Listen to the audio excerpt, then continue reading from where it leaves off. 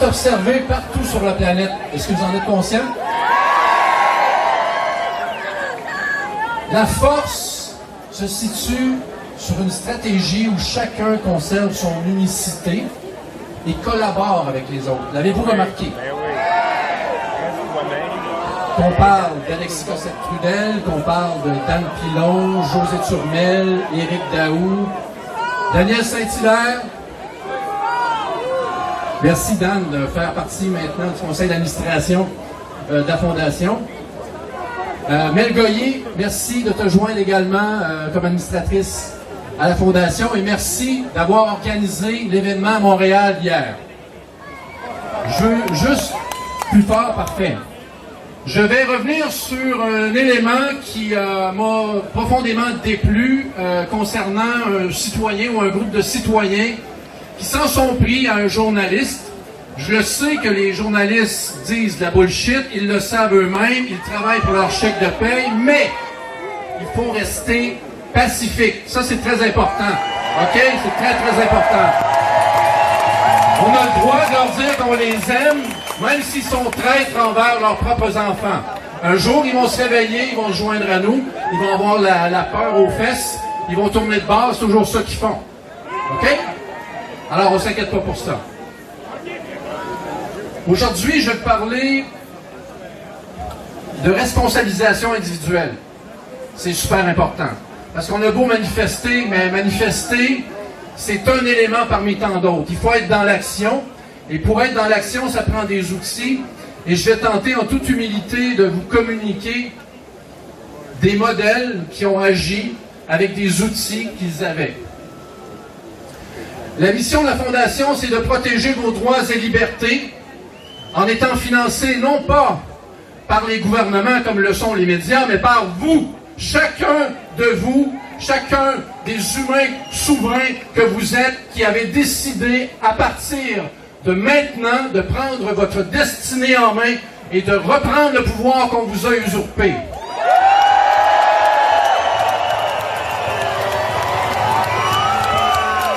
L'autre mission de la Fondation, qui est de défendre, bien sûr, vos droits et libertés, dans un contexte où, que ça ne déplaise à certains avocats, on laisse une chance au troisième rempart, qui est le système de justice. Le quatrième rempart, c'est nous. Nous, le peuple, unis. Unis. Sachez que la plus grande part des serpents qui sont infiltrés partout, à l'Assemblée nationale, dans les médias, dans la fonction publique, dans le monde des affaires, leur plus grande peur, c'est que vous vous éveilliez et que vous soyez unis et dans l'action. Et ils ont le pouvoir, mais si vous saviez, lorsqu'on leur parle à ces gens-là, parce que je les ai rencontrés, ces gens-là, OK, à maintes reprises, en faisant de la politique depuis 2013, comme activiste, ces gens-là, c'est des serpents, des couleuvres, qui ont peur de tout, qui ont peur de la transparence totale, qui ont peur de la lumière, mais qui ont peur que vous vous éveilliez, que vous soyez unis. Et aujourd'hui, vous nous démontrez que vous êtes éveillés, les amis, je suis fier de vous. Fier. Unis. Une autre des missions de la Fondation a été clarifiée clairement, puisque ça avait, semble-t-il, pas été clair avec Maître Bertrand. Nous sommes pour la désobéissance civile pacifique. Est-ce que c'est clair? C'est très, très clair. C'est très, très clair. Et quand on parle de désobéissance, qui désobéit à la Constitution présentement? Est-ce le peuple ou ce gouvernement corrompu? Voilà. Le gouvernement corrompu, bien sûr, et le bouc émissaire. Mais en haut de ça, on sait tantôt, il y a des gens qui ont nommé, des gens en haute instance, ceux qui ont l'argent, ceux qui créent l'argent, ceux qui tirent les ficelles de ces marionnettes-là. Ça, c'est des marionnettes, puis des estis de marionnettes, on est tannés. On est tannés. Alors, la désobéissance civile, on la fait présentement. Ça fait à peu près 5000 personnes à qui je donne des becs, que je donne des câlins, que je dis que je vous aime, que je vous dis qu'on doit travailler tous ensemble. OK? Est-ce que j'ai une crise de COVID? Je ne l'ai pas! Les enfants l'ont pas! Ma femme l'a pas! C'est de la fucking bullshit! Fucking bullshit! Maintenant, dans l'histoire, il y a des modèles qu'on doit absolument recopier. Parce que l'histoire nous apprend des choses. Il faut se souvenir. Je me souviens. Beaucoup de gens qui ne se souviennent pas de grand-chose. Mais il faut se souvenir qu'il y a des modèles qui vont nous amener à nous libérer. Je vais vous donner le modèle qui est un modèle qui m'a inspiré toute ma vie. Je vais commencer l'histoire. En 1955, une dame noire entre dans un autobus à Montgomery, Alabama.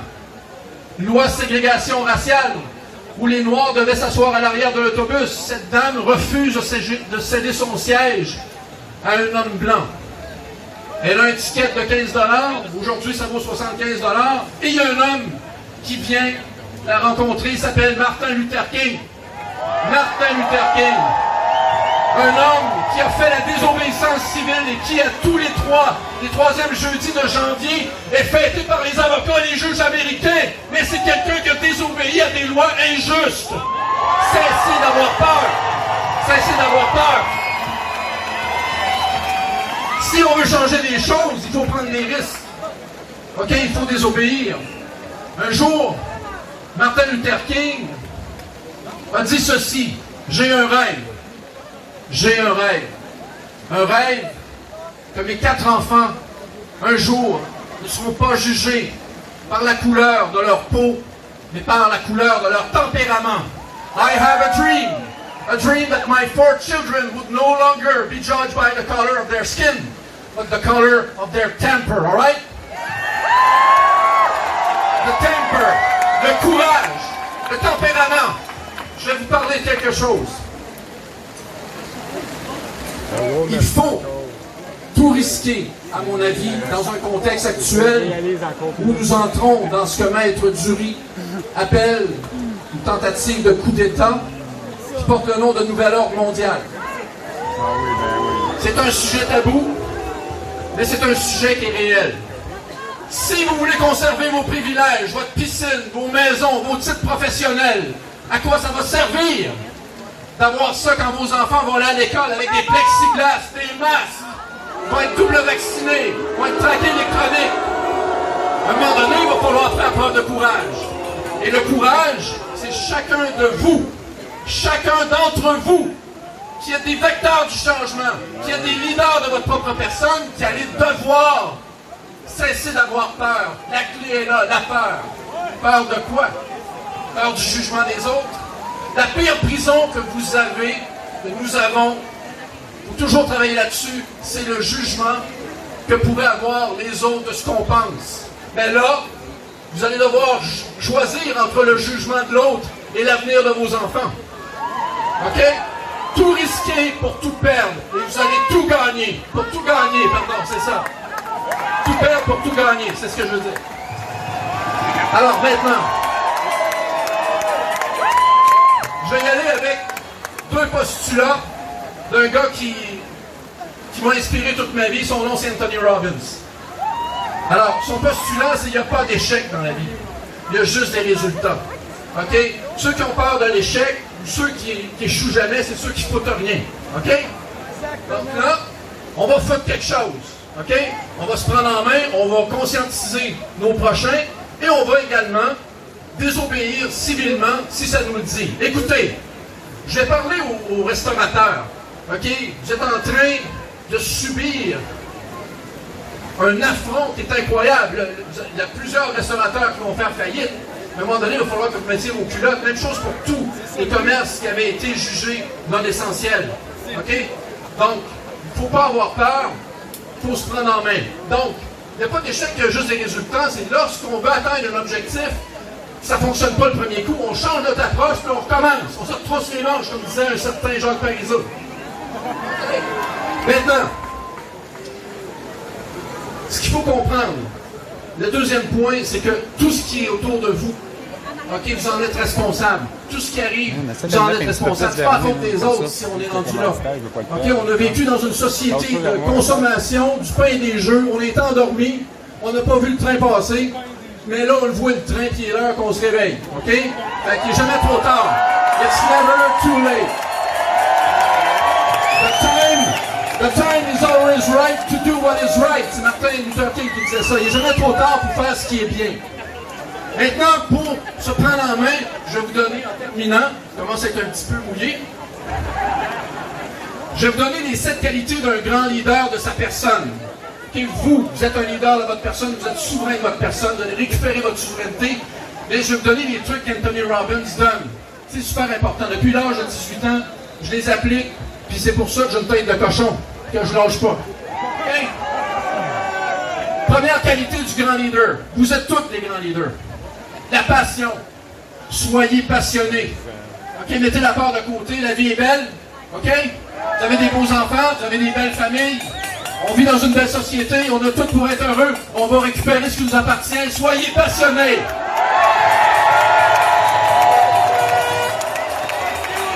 Dans la société de consommation et de divertissement dans laquelle on vit, on nous a fait complètement faire fi des valeurs fondamentales. Les valeurs fondamentales, c'est important. Vous devez avoir une clarté de vos valeurs. Quelles sont vos valeurs fondamentales? Okay?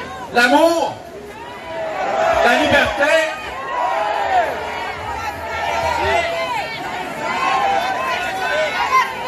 excellent. Bon, écoutez, c'est à vous de déterminer c'est quoi vos valeurs. La liberté, c'est super important parce que lorsqu'on est libre, on est capable par la suite de bâtir une belle société sans avoir de contraintes. Donc, une fois qu'on a clarifié nos valeurs, l'amour, la liberté, il faut avoir des convictions profondes. La conviction profonde avec la passion, la clarté des valeurs va vous amener, oui, liberté, oui.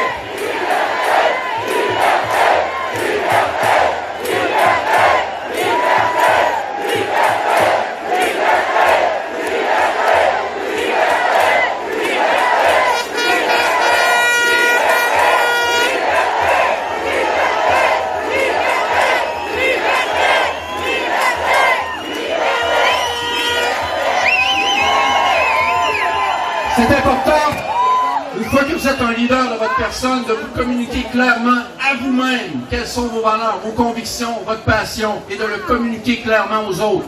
Communiquer clairement à soi-même pour mieux communiquer aux autres. C'est très important. Et l'autre point, un leader va toujours se bâtir un réseau. Et c'est quoi qu'on a ici? Un magnifique réseau de gens qui sont prêts à aller semer à tout vent. La bonne nouvelle, à l'effet que oui, c'est possible de reprendre notre pouvoir. OK? Ça, c'est important. Pour ce faire, ça prend des stratégies. OK? Ceux qui sont là ne font que ça, des stratégies. Oui? Alors, les stratégies, c'est de jouer aux échecs. On ne dévoile pas toujours notre jeu. On veut quand même être transparent, mais on ne dévoile pas toujours notre jeu, parce que si on dévoile notre jeu, les gens nous voient venir. Soyez stratégiques. Ils le sont, soyons-le. On peut être stratégique et faire le bien. Dernier point, et je conclue là-dessus. Très important, le plus important des points. Vous êtes dans l'action en étant ici aujourd'hui. Soyons dans l'action continue. Action, action, action, action, action.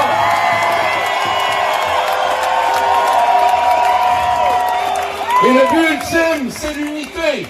Soyons unis, chers amis. Je vous aime. Merci d'être là aujourd'hui. Unis. All right. Merci, guys. Merci beaucoup. All right. Merci Stéphane Blais pour ton courage, ta passion, ton authenticité et ta ferme. Merci Stéphane.